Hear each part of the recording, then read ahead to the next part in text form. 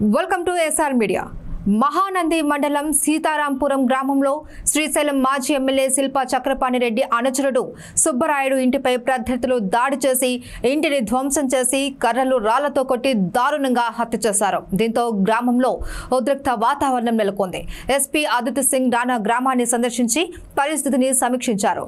గ్రామంలో శిల్పా చక్రపాణి రెడ్డి వర్గీయుడైన పోయింది వెళ్ళిపోతున్నావు.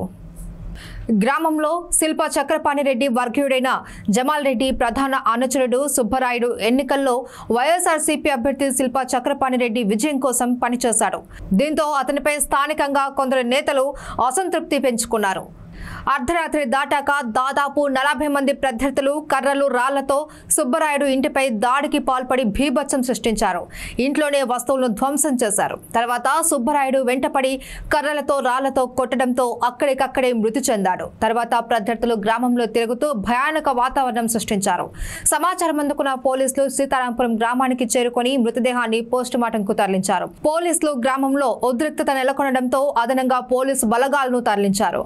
ఎస్పీ అజిత్ సింగ్ రాణా గ్రామాన్ని సందర్శించారు. ఎన్నికల్లో ఓటేసినందుకే హత్య చేశారు అని సుబ్బరాయుడు భార్య సుబ్బమ్మ ఆరోపిస్తోంది.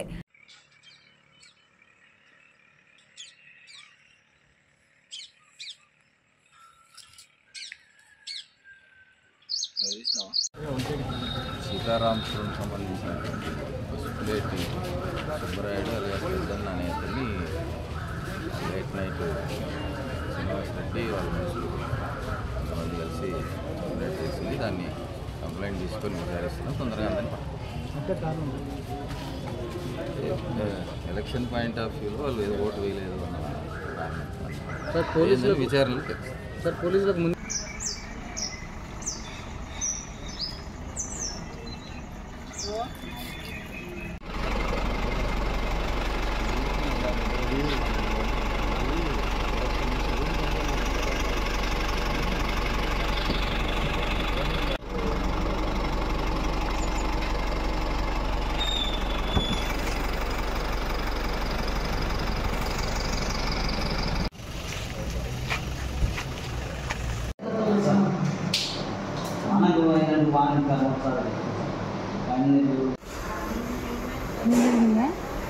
బయట పనుకున్నాను. ఆయన పనుకొచ్చే ఏడవడానికి సుబ్బరాయుడు అంటే లేదు నేను ఆయన లేదంటారు అండి అని గాడు తీసుకొచ్చి ఈడొకొచ్చినారు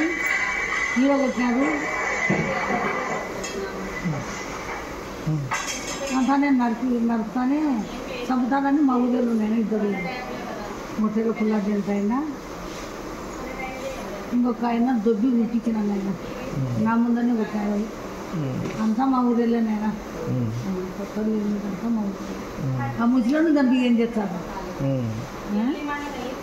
ముసలిని చంపితే ఎవరు మా చంపింది? శ్రీనివాస్ రెడ్డి. నా ముందు ఎవరు చంపుతారో ఏముంటుందో ఎప్పుడు చచ్చిపోతాడో అనుకుంటుంది. ఎందుకు అట్లా? ఓట్లు వేసినామని లంజనావట్ల వాడు కాంగ్రెస్ కొన్నాము, మా ఆయన తెలుగు చేసాము వేసినాము ఓట్లు అని పెళ్ళాన్ని ఏం బా అదే ఓట్లు వేసినందుకమ్మా ఏం లేదు. ఆడికి ఒరే మా పిల్లలు పోయి ఉండని అని 15 రోజులు ఉన్నాయి ఓట్లు. మా ఓట్లలో మేమే తెచ్చిస్తాం దాన్ని పెళ్ళాన్ని ఎవరికి ఇవ్వకుండా వేసుకోవడానికి కూడా అన్నాం. అంత చెప్పినామని. మీరు ఏ పార్టీ?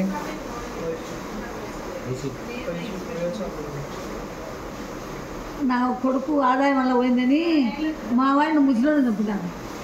ఆ ఎద్దుని ఎప్పుడు చంపుతారో వాడు పెద్దమ్మ కాడ ఎవరు పడి కొడతారు. ఎంతమంది వచ్చారు? 30 మంది దాకా వచ్చినారు.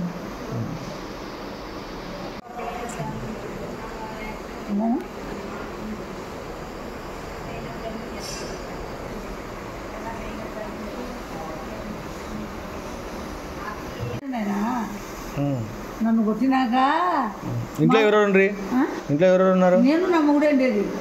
నేను బయట పడుకునే మంచి ఇంట్లో పడుకోండి పనుకుంటే మా ఊళ్ళన్నీ నేను చెప్తానని